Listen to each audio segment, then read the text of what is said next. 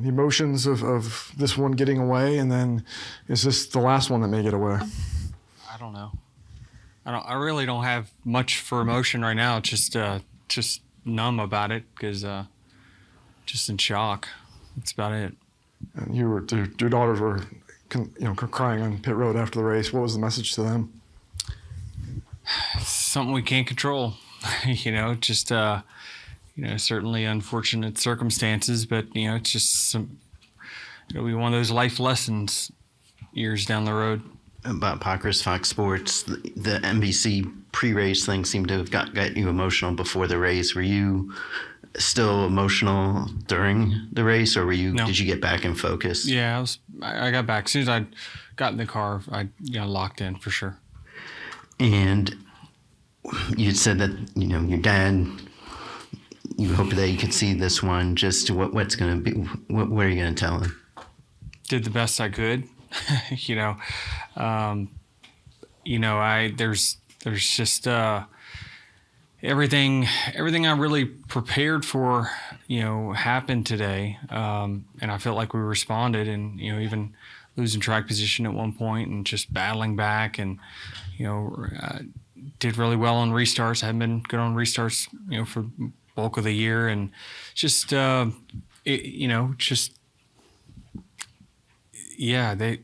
team brought a great championship car, and I felt like I drove it just right up until 2 laps to go, and so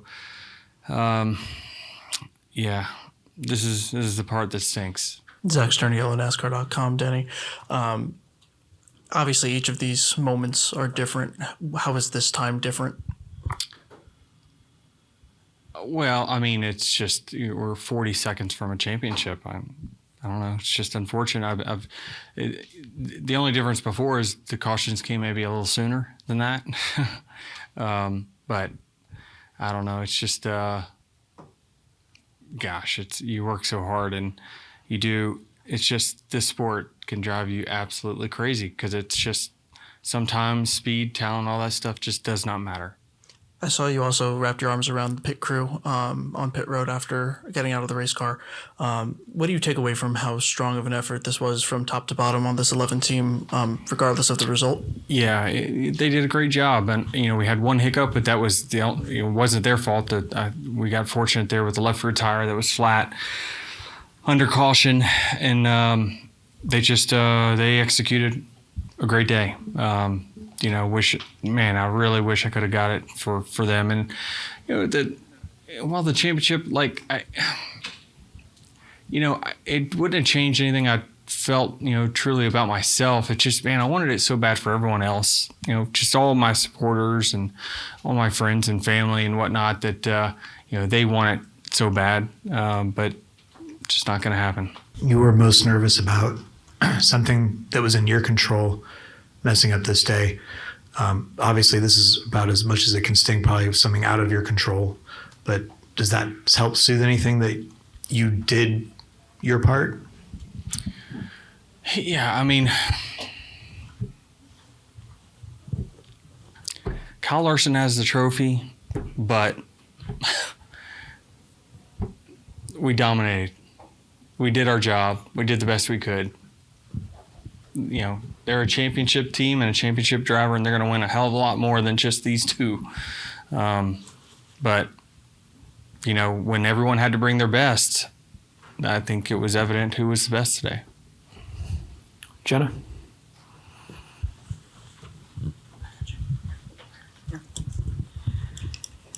Jennifer, AP. Denny, you said on TV you were praying no caution. When the caution did come out, did you think it's over? No, I didn't think it was over. I thought, well, all right, well, let me see where the other guys are at. Surely they can't. Surely they can't jump too far in front of me. And I just didn't think there'd be that many cars that took 2 tires. But we can't. It's really hard to predict, how many cars are going to do what and things like that. But hey, it happens. You deserve it. It's something. But Yeah, I didn't think it was over, but when I lined up, row 5, I thought it'll be difficult for sure. We'll go to Wolfgang. Over here, Denny.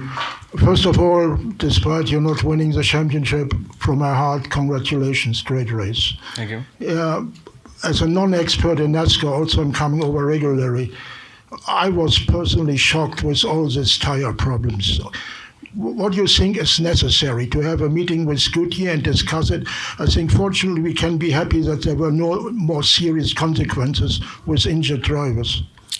Well, I think they did a great job all season long, and I don't really it's not their fault that we're running the tires flat. So, I really applaud them and the tires that they've continued to bring to the racetrack and keep pushing the limits on, softer to try to put it back in the driver's hands. It's the teams, they're the ones that, come here and we test and there's wheel force tests and they keep testing the limits of really how low you can go. And it would be difficult for anyone to build a tire that can withstand what we're doing to it with this car. So they're in a really tough spot, and certainly, I think, if anything, they deserve credit. What's that? It's not the design of the tire. No, it's not the design of the tire. No, it's just, we're just running our tires super low because that's where they perform the best. And everyone's testing the limits, and a lot of people found it. Thank you. Yeah. Obviously, we're joined now also by William Byron and Chase Briscoe. We'll take one more for Denny and let him go, and we'll take it at Stephen. Stephen Stump, FrenchTours.com. Denny, obviously we don't know what platform we'll have next year, but with, how close, these races are, how close the points are, and how big the stakes are, would it be beneficial to maybe have the final race end at the scheduled distance? I don't know. It's just, golly, in this moment, I never want to race a car ever again. My fun meter's pegged. And just where do you go from here? Just the next hour, the next day, the next week? Yeah, just, I don't know. There's not much, the last couple times I've been doing this, I just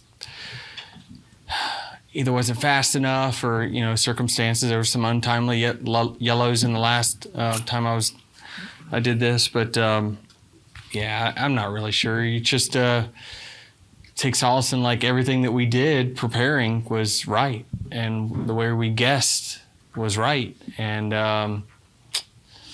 it just didn't work out, which is crazy.